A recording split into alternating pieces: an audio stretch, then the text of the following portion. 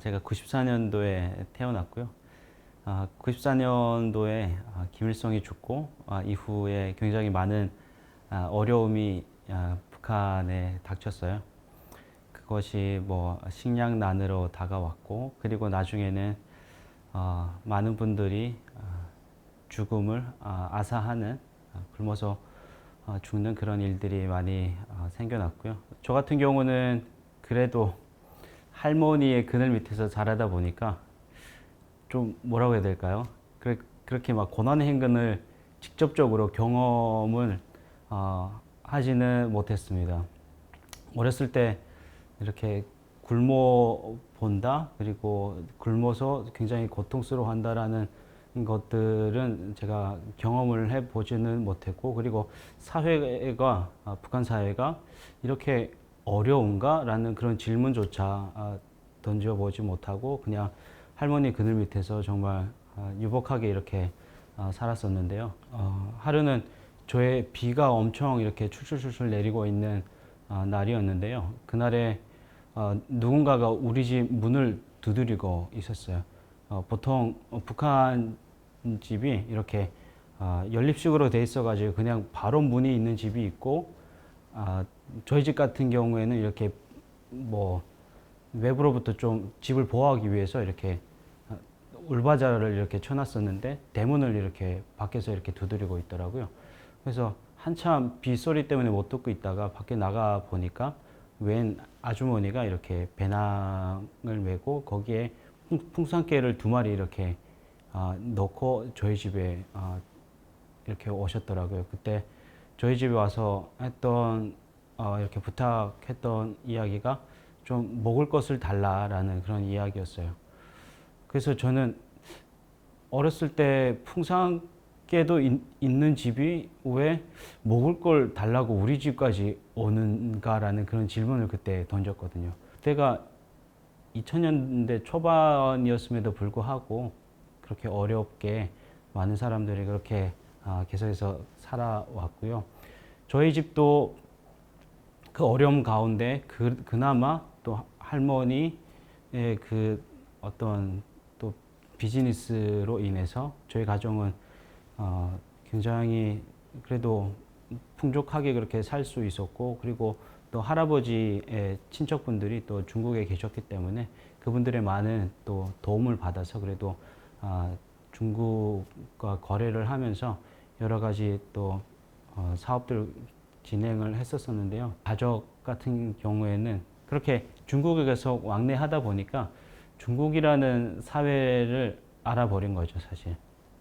처음에 다닐 때는 그것에서 저희 엄마도 몇 개월씩 이렇게 지내면서 친척들 집에서 이렇게 머물면서 일도 하고, 그리고 저희 이모님도 그러다가 나중에는 모두 다 거기에 가셨죠.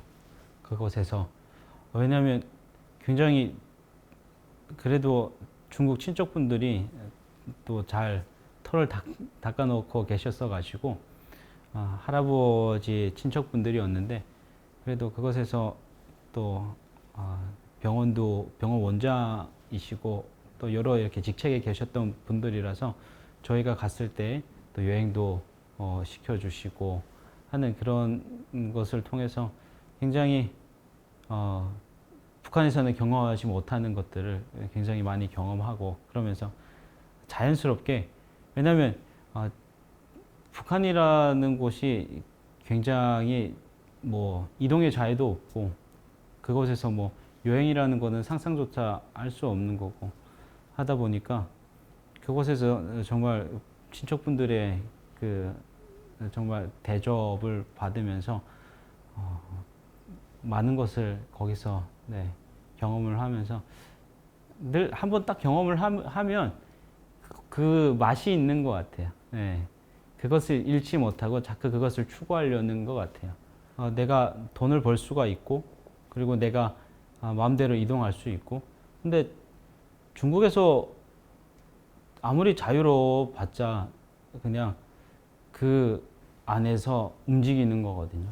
근데 그 자유가 북한에서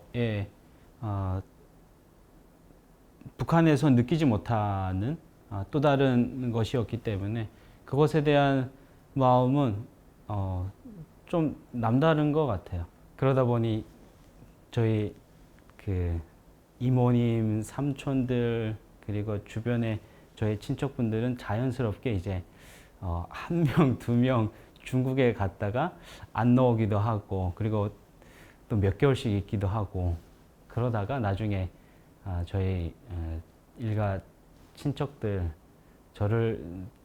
저와 아빠를 제외한 모든 분들이 다 중국에 갔었던 그런 일이 있었어요. 그러다가 저를 데리러 저를 아무래도 중국에 데려가야 되겠다라고 마음을 먹고 이렇게 나오다가 그때 잡혀서 감옥에 들어가시고 엄마가 이렇게 잡히고 나니까 엄마를 또 나중에 이렇게 또 할머니가 엄마를 또 돕기 위해서 또 할머니도 나오시고 그리고 나중에는 모든 친척들이 다 중국에 있다가 이렇게 나왔었는데 그래도 그때는 많은 분들이 중국에 있다가 이렇게 잡혀 나오고 워낙 많은 사람들이 그러다 보니까 그때 많은 사람들이 사면을 받았어요. 그리고 또 할머니가 워낙 그곳에서는 어느 정도 그런 또 많은 사람들과의 관계가 있었기 때문에 그래도 중국에 갔다 와도 또 이렇게 일가 친척들이 여러 어려움을 당하지 않고 하는 그런 상황이었는데요. 그러다가 나중에 북한에서 산다는 게 참 이렇게 북한에서 살다가도 중국이라는 곳만 가도 굉장히 자유를 느끼거든요. 그러다가 이제 북한에서 그분들이 다시 뭐 이것에 뭐 터전을 꾸리고 그리고 그곳에서 정말 억압된 그 상황 가운데서 계속 살아간다라는 것 자체가 고통인 것 같아요. 그러다 보니 이제 이모님이 또 다시 나가시고 또 삼촌도 가족을 데리고 또 다시 중국에 가시고 그리고 나중에는 한국까지 이렇게 오셨어요. 그렇게 이모님이 한국에 오시고 그리고 삼촌이 또 한국에 있고 또 사촌이 한국에 있다 보니까 어렸을 때부터 계속 그 한국에 대한 나도 좀 뭔가 그분들이 이야기하는 좀 자유로움 속에서 나도 꿈이란 걸 좀 꾸면서 살았으면 좋겠다라는 그런 마음이 늘 있었어요. 그렇게 그런 마음을 가지고 쭉 살다가 정말 제가 살고 있던 북한 그 사회 자체가 굉장히 억압하고 저희 부모님이 어떤 일을 당하게 되면 학교도 다닐 수 없는 그런 상황이 돼요. 그러면 제가 부모님의 일로 인해서 중학교에 들어갔는데 들어가자마자 나와야 되는 그런 상황도 있는 거죠. 예전에 어떠한 일로 해가지고 제가 중학교에 들어갔는데 누군가가 저를 부르더라고요. 부르면서 저의 싸대기를 때리면서 너는 학교 내일부터 나오지 말라라고 이야기를 하는 거죠. 그게 부모님의 일로 인해서 저까지 영향을 받는 거죠. 그러면 제가 그때 중학교 1학년 때였거든요. 중학교 1학년 때에 그러면 나는 이 사회에서 학교도 다닐 수 없는 존재가 되었구나. 그러면 자연스럽게 생각이 드는 거죠. 내가 학교도 다닐 수 없고, 그럼 이 사회에 하나의 악처럼 이렇게 취급을 받는데, 그럼 사회에서 살아갈, 그리고 내가 굳이 여기에 있어야 되는, 왜냐면 북한을 벗어나면 그래도 이모님의 이야기를 들어보면 자유롭게 그래도 왕래하면서 살고 계시고, 그리고 자연스럽게 뭐 그곳에서 돈도 벌고 계시고, 그리고 뭐 어린 학생들은 자유롭게 공부를 할 수 있고 하는 그 이야기를 듣다 보면 그것이 뭔지는 모르겠지만 내가 경험을 직접적으로 한 것은 아니지만 간접적으로 누군가가 저에게 이야기를 할 때는 자연스럽게 그것을 동경할 수밖에 없는 거죠. 왜냐하면 지금 있는 상황보다는 확실히 나은 상황이니까요. 뭐 그것에서 먹고 사는 것 자체만으로 정말 만족을 제가 느낄 수 있었다면 그곳에서 그냥 먹고 살았을 것 같아요. 근데 사람이 그것만으로는 스스로 만족하면서 행복감을 누리면서 기쁨 가운데 살아가는 것, 제 경험상 살아가지는 못하더라고요. 그러다 보니 자연스럽게 저희는 이모님이 와 있는 한국에 계속 오고 싶었고, 이곳에 오면 뭔가 새롭게 살아갈 수 있겠다라는 그런 생각들 때문에, 그리고 어린 나이다 보니까 굉장히 단순하죠. 그런 마음을 가지고 쭉 살다가 정말 할머니가 결단을 내리셨는 게 손주들을 그냥 이렇게 내버려 둘 수가 없는 거죠. 왜냐하면 그곳에 살아봤자 정말 이제는 뭐 중국을 여러 번 오가고 하다 보니까 저희의 이름은 거의 북한에서 이야기를 하면 어디로 뭐 승진할 수 있는 그런 가정 내력이 되는 것도 아니고, 그냥 살아야 되는 건 농사 짓지 않으면 그냥 중국을 오가면서 그 살얼음판 같은 곳을 지나면서 돈을 벌면서 살아가야 되는 그런 상황인 거죠. 그렇게 또 살게 내버려 둘 수는 없는 그런 노릇이다 보니까 또 할머니가 결단을 하시고 이모님과 연락을 취하셔서 저희를 이제 한국으로 데려오기로 이제 작정을 하셨었는데, 누나가 중국에 들어가서 그 누나를 또 이제 보호하기 위해서 할머니가 또 들어가고, 또 할머니가 들어간 이후에 저희가 이렇게 남겨졌었는데, 저하고 사촌 동생이 이렇게 남겨졌었는데, 그 사촌 동생도 이제 저하고 같이 한 몇 개월 동안 지내다가 이제 할머니가 전화를 주셔가지고 저희 둘이 강을 건너서 이제 2009년도 1월에 한국에 입국하게 됐죠. 어렸을 때 그 이모님이 저에게 또 이렇게 전화를 주시고, 북한에 있을 때는 이렇게 중국 핸드폰을 저희가 사용할 수가 있었거든요.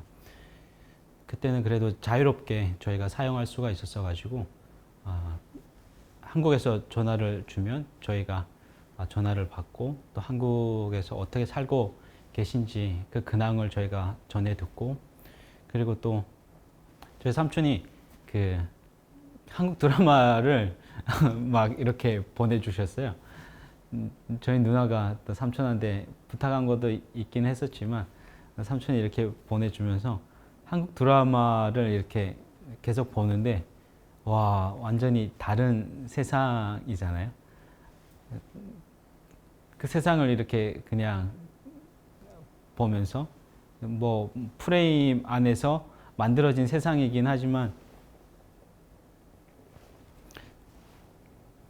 저희가 닫힌 사회 안에서 그 프레임을 이렇게 바라볼 때는 굉장히 사실처럼 느껴지고, 왠지 사실은 아닐 것 같긴 하지만 저렇게 될 수도 있겠다. 뭐 일단은 좋은 집에 살고 좋은 차를 타고, 그리고 가족과 식탁 교제를 누리면서 즐겁게 이렇게 살 수 있겠다라는 그런 환상 아닌 환상이 있었었는데, 처음에 한국에 2009년도에 한국에 도착하고, 그리고 국정원을 거쳐서 하나원에 들어가고, 그곳에서 나중에 이제 하나원 퇴소를 한 이후에 이모 집에 들어갔을 때부터 현실을 이제 보게 됐죠. 왜냐하면 그래도 북한에서 살 때는 이렇게 단칸방까지는 아니었거든요. 그래도 할머니가 쌓아놓은 그런 것들이 있었기 때문에 그래도 몇 가족이 살 수 있는 크기의 그런 집이었다 보니까, 처음에 이렇게 문 열고 딱 들어갔을 때 14평 그 임대 아파트를 보면서 이게 현실이구나라는 걸 어렸을 때 그때 이렇게 체감을 하게 됐죠. 아, 여기서부터 시작을 해야 되는구나. 그때 저는 그 한국에 도착했을 때가 제가 중3 나이였어요. 그렇게 중3 나이에 그 이모집을 보고 바로 저는 기숙형 학교에 들어갔어요. 그곳에서 탈북민들과 이렇게 지내면서 공부를 하고 그러다가 나중에 고등학교 2학년쯤에 중학교를 졸업하고 고등학교 2학년쯤에 대전에 있는 그냥 일반 고등학교로 제가 다시 전학을 왔어요.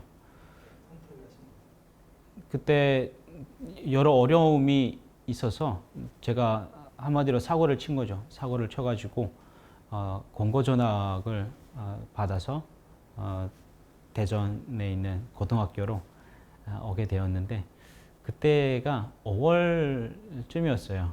5월쯤이었는데 학교에 들어가서 친구들이 이렇게 공부하는 모습들도 보게 되고 그리고 그 친구들이 어떤 일상을 살아가고 있는지를 그리고 한국 사회에 이렇게 제가 왔지만 탈북민들만 있는 기숙형 학교에 있다 보니까 한국 사회의 실상에 대해서 제가 정말 모르고 있었었죠. 그러다가 일반 학교에 들어가면서 한국 친구들이 얼마나 열심히 살아가고 있고 그리고 대학에 진학하기 위해서 얼마나 자기가 하고 싶은 것들을 절제하면서 살아가고 있다라는 것들을 그때 알게 됐었죠. 정말 학교가 시작되고 끝나고 그리고 다시 학원 가고 그리고 집에 들어가서 잠자는 그 시간이 새벽 1시고 다시 6시 되면 아침에 일어나서 학교에 와서 영어 공부하는 그 아이들을 이렇게 보면서 저는 제 자신이 그때부터 정말 작아지기 시작하더라고요. 왜냐하면 어렸을 때 여러 어려움 때문에 초등학교도 제대로 다니지 못하고 그리고 중학교 또한 제가 마음 잡고 공부를 하려고 했지만 또 어려움이 닥쳐오면서 중학교도 다니지 못하는 그런 상황이었어서 정말 기초 지식을 쌓을 그 시기를 다 놓치고 이제는 한국이라는 새로운 곳에서 정말 열심히 살아가고 있는 그 친구들과 경쟁을 해야 되는데 저는 자신이 없더라고요. 자신이 없었고 내가 지금 달려봤자 되는 게 아무것도 없다라는 그런 생각이 저에게 가득하다 보니까 그냥 그곳에서 그냥 친구들이 깨워주면 점심 먹을 시간이구나 하고 같이 점심 먹으러 갔다가 이제는 집에 갈 시간이구나 하면 이제 친구들을 깨워주면 같이 또 가방 메고 집으로 가고 하는 그런 시간들을 보내다가 이렇게 살면 안 되겠다라는 그런 생각이 계속 있었어요. 이렇게 어떻게 해서든지 이곳에서 새롭게 내가 일어서야 되는데 이렇게 하면 안 되겠다라는 그런 생각이 있다가 친구한테서 한 통의 전화가 있었어요. 그 친구가 고등학교 1학년 때인가 이제 캐나다에 가가지고 그곳에서 학교 다니면서 살고 있던 친구였는데 저의 상황을 다 듣더니 그러지 말고 캐나다로 오라. 캐나다 와서 같이 이렇게 지내자라는 그 이야기를 하더라고요. 그리고 여기서 그래도 다시 시작하면 한국보다도 그래도 시급도 높고 월급도 높기 때문에 고등학교만 이렇게 지나고 나면 나중에 사회에서 굉장히 너가 원하는 그런 돈을 벌 수 있고 그리고 또 잘 또 하면 여기서 잘 정착해서 살 수 있다라는 그런 이야기를 막 이렇게 하더라고요. 그래서 그래 새롭게 한번 새로운 곳에서 시작해보자 라는 그런 마음을 가지고 캐나다로 정말 편도 비행기 티켓만 딱 끊어서 크리스마스 전에 이제 날아갔죠. 날아가서 그곳에서 평생 영어 단어를 외워본 적이 없는 제가 그곳에서 이제 새롭게 시작을 하게 되었는데요. 처음에는 정말 힘들게 느껴졌었는데 외국인 친구들이 이렇게 저를 이렇게 반갑게 또 맞아주고, 그리고 선생님들이 또 그래도 영어 못하면 막 힘들어 할 때도 이렇게 막 힘을 주시더라고요. 그래서 굉장히 격려가 돼서 그것에서 한 6개월 되니까 그래도 어느 정도 제가 하고 싶은 이야기는 조금씩 하게 되더라고요. 그때부터 이제는 이곳에서 내가 공부도 다시 시작을 해야 되겠다라는 마음을 먹고 공부를 이렇게 하면서 그곳에서 방학 때마다 또 아르바이트도 하고, 그리고 식당에서도 아르바이트도 하고, 그리고 대리석 테이블을 만드는 그곳에서 대리석을 깎는 그런 일도 가끔가다 이렇게 하면서 이렇게 시간을 보내다가 결국에는 그곳에서도 뭐 영주권이 나오는 것도 아니고 또 시민권이 나오는 것도 아니다 보니까 자연스럽게 이곳은 여기서 내가 오래 머물 수 있는 그런 나라는 아니구나. 이제는 내가 어떻게 살아야 되고 어떻게 내가 열정적으로 나의 열정을 태워야 되는지를 조금 그곳에서 맛보다 보니까 한국 와서 다시 시작을 해야 되겠다. 한국에 와서 다시 공부를 해서 대학교를 가서 나중에는 다시 외국에 나와서 좀 일하고 싶다라는 그런 마음을 그때 가지고 다시 한국에 2014년도에 들어오게 됐죠. 한국에 들어와서 저는 왠지 서울에서 뭔가를 해야지 성공할 수 있다라는 그런 생각이 어디서 그런 생각을 이렇게 받았는지는 모르겠지만 그런 생각이 있었어요. 그래서 어떻게 해야 되나 고민을 하던 와중에 친구가 이제 너가 들어가면 이제 공부도 할 수 있고 너가 들어가면 그래도 뭐 나쁘지 않게 거기서 먹고 살 수 있다라는 그런 이야기를 하더라고요. 그래서 어디냐라고 물어보니까 그것이 한금종 교회였어요. 그래도 캐나다에 있으면서 그런 캐나다라는 그 사회에 정착하는데 많은 도움을 주셨던 분들이 교회 분들이었고, 그리고 교회를 다니면서 굉장히 따뜻한 그런 사랑을 받았었기 때문에 교회라는 이야기를 들었을 때 그렇게 막 거부감이 없었어요. 그래서 한금종 교회를 소개받고 친구하고 같이 그때 주일 예배에 왔었는데 그곳에 들어오니까 말씀을 갑자기 외우기 시작하더라고요. 와 하면서 그게 한 40분인가 45분인가 이렇게 지나가는데 어떻게 아무튼 지나가고 예배도 드리고 오후 시간이 됐는데 이제 목사님이 저를 부르시더라고요. 친구가 아마 목사님께 이런 친구가 있다라고 미리 언지를 준 것 같아요. 그래서 목사님이 저를 부르시더니 저의 이야기를 한참 들으시고 저에게 딱 던지는 한마디가 통독해라 라는 그 말씀이셨어요. 그래가지고 통독이 뭔지 일단은 들어는 봐야 되니까 통독에 대해서 쭉 설명을 해주시는데 하루에 아침부터 저녁까지 성경을 읽고 그리고 저녁에는 또 기도한다라는 그 말씀을 하시는 거예요. 그러면 아무리 계산을 해도 제가 공부할 수 있는 시간이 없더라고요. 그리고 먹여주는 거는 좋은데 내가 이걸 왜 해야 되는 그 이유를 찾지를 못하다 보니까 목사님께 그때는 제가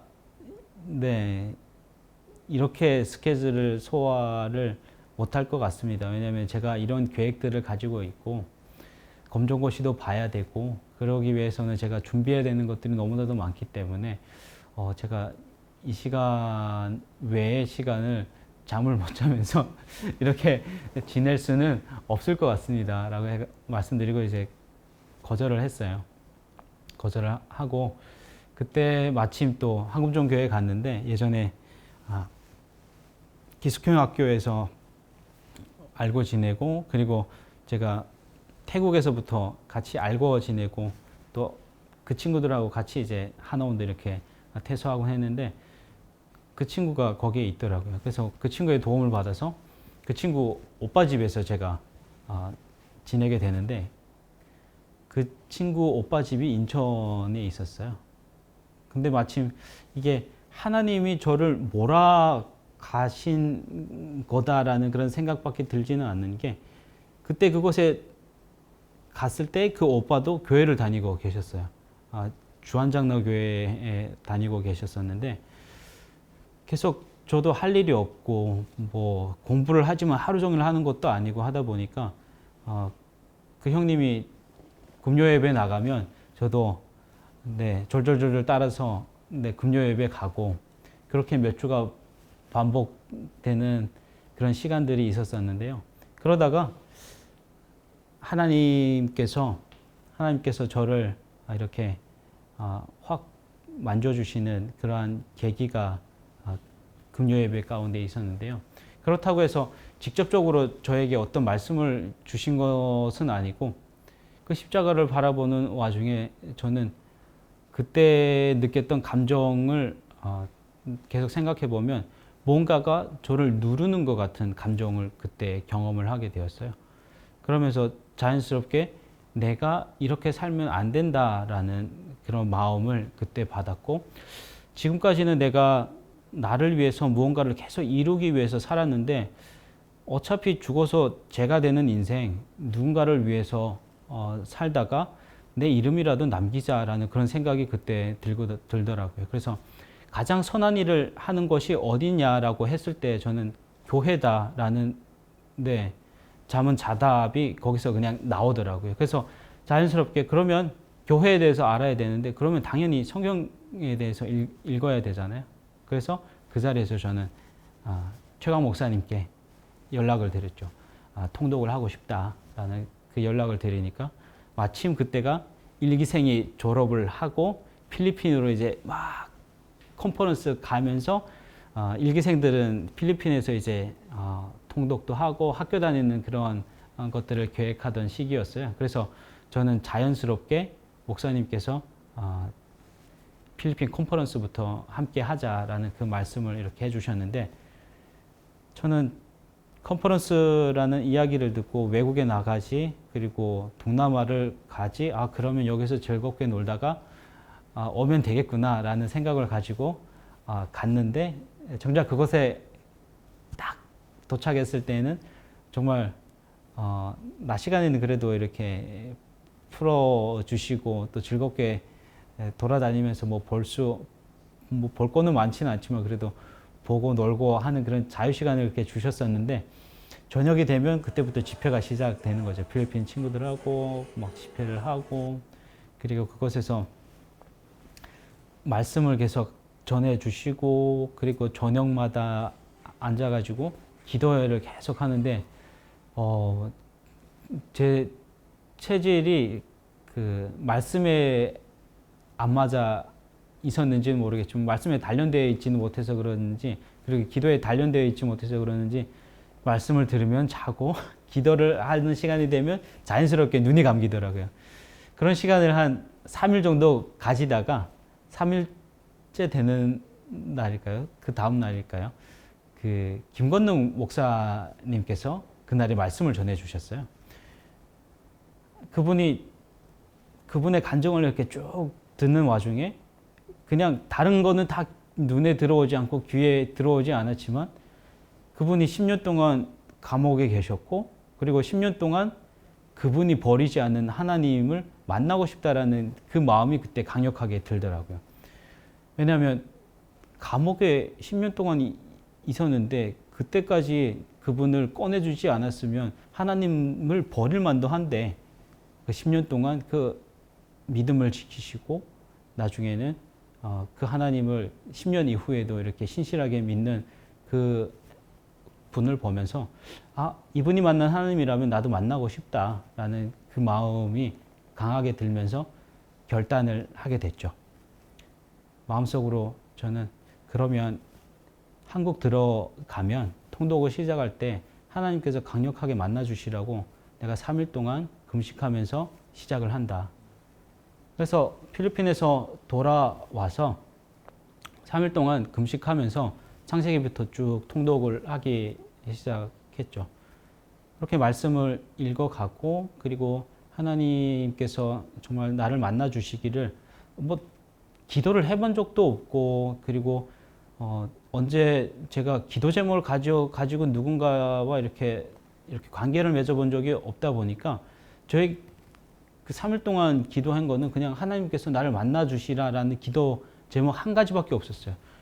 그러다 보니까 뭔가 지루할 것 같은데 저는 그 만나 주시기를 간절히 바라는 그 마음이 워낙 크다 보니까 몇 시간 동안 기도하는 게 잠도 안 오고 그냥 열정적으로 부르짖기만 하게 되더라고요. 그때 그렇게 3일이 지났는데 뭐 다른 어떤 뭐 기적적인 일이 일어나거나 아니면 하나님께서 저에게 음성으로 말씀해 주신 것은 아무것도 없었지만 3일째 되고 금식이 끝나는 그 시간에 한 집사님이 한 하얀 그 쌀죽을 저에게 끓여주셨어요.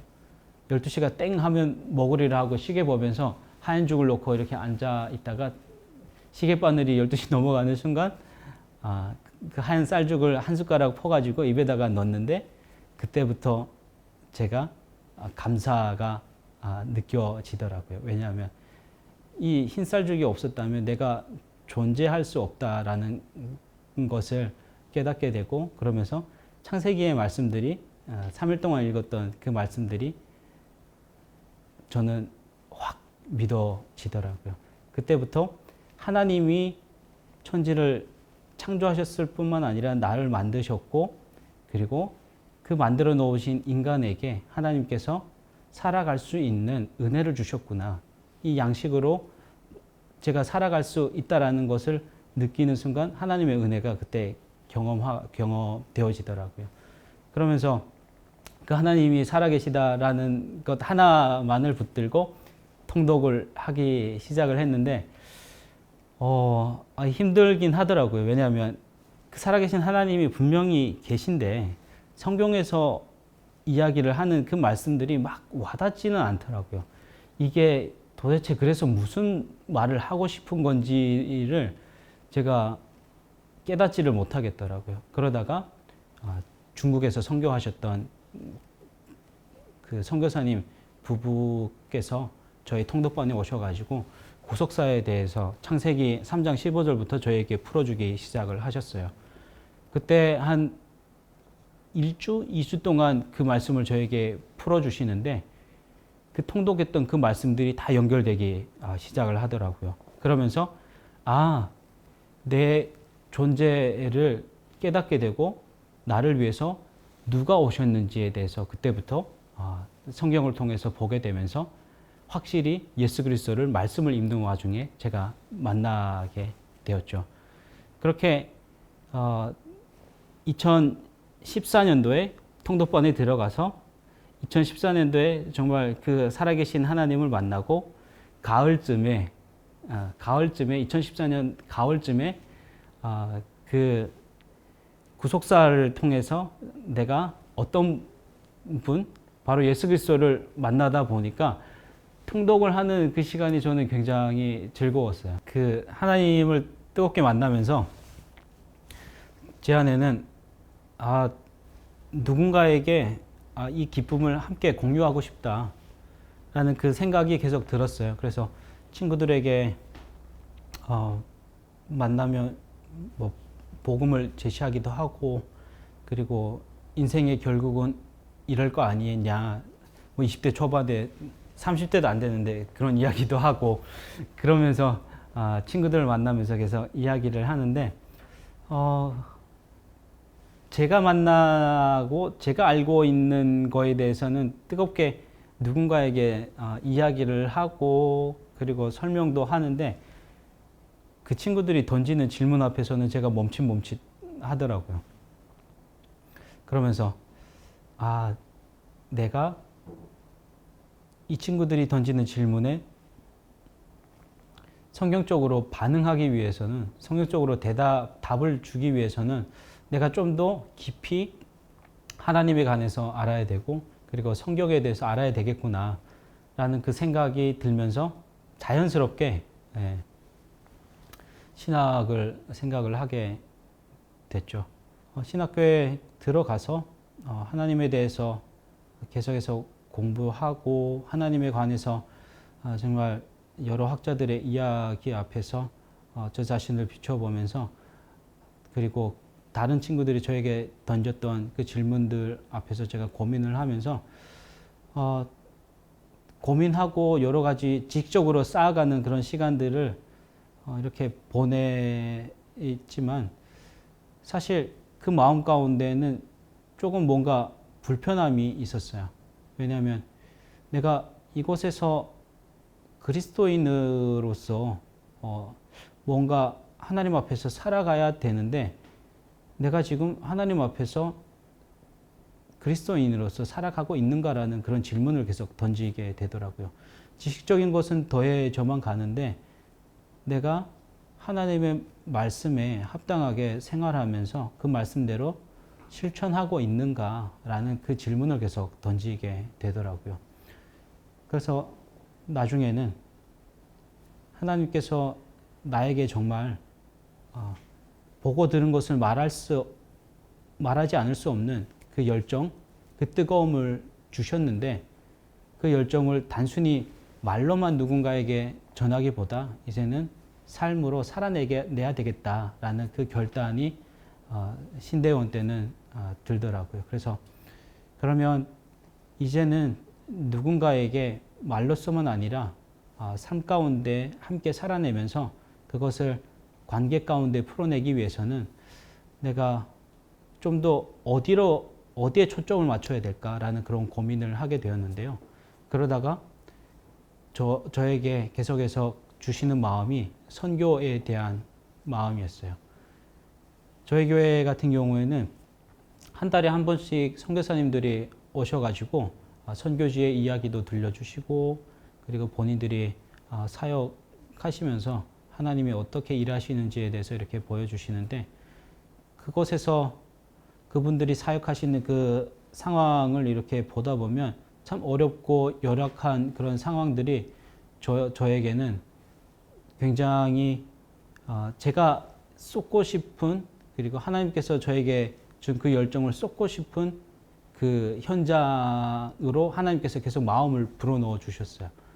왜냐하면 저는 기도할 때 북한을 놓고 기도할 때마다 그곳에 죽어가는 영혼들 그리고 선교지와 별 차이가 없는 북한의 그 상황인데 그 상황을 계속 생각하면서 그분들을 위해서 기도하다 보면 사실 마음만 힘들지 제가 직접적으로 뭐 할 수 있는 게 없다 보니까 하나님 언제까지입니까? 북한을 보면서 계속 그런 마음이 들다가 그렇죠. 하나님을 만나면서 제가 태어나고 자라고 그리고 제가 겪었던 어떠한 일들이 저에게 고통으로 다가오기보다는 그것이 오히려 누군가의 마음을 끌어안을 수 있고 공감할 수 있는 그런 것으로 또 작용하다 보니까 그리고 그런 마음들이 나중에는 성교까지 이렇게 연결이 되는 것들을 보면서 하나님께서 제가 자라난 그 환경까지 사용하셔서 저를 인도하시는구나라는 그런 생각이 들기도 합니다. 하나님을 만나고 그 안에서 정말 내가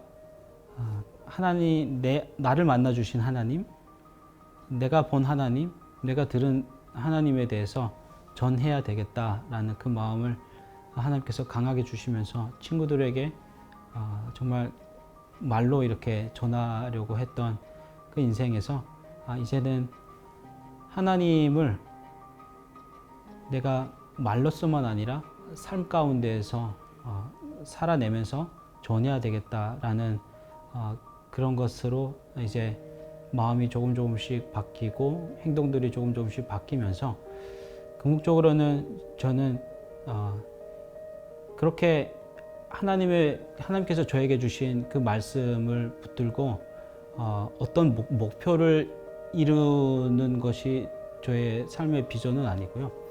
저는 하나님께서 주신 그 삶대로 살아내는 것이 지금 저의 위치에서는 가장 큰 목적입니다. 왜냐하면 어떤 것을 이룰 수도 있고 제가 선교지에 나가서 열정을 쏟았지만 그곳에서 열매를 취하시는 분은 분명히 하나님이시기 때문에 내가 어떤 열정을 쏟았을 때 어떤 결과를 바라기보다는 내가 그곳에서 하나님만을 바라보면서 누군가에게 어떤 열정을 쏟았을 때 하나님께서 자연스럽게 열매를 맺고 그리고 나는 그곳에서 어떤 것들을 바라면서 지내기보다는 자연스럽게 다른 또 선교지로 누군가에게 이양하고 자연스럽게 다른 곳에 가서 또 선교할 수 있는 그래서 또다시 그리스도인으로 살아내는 그것이 저의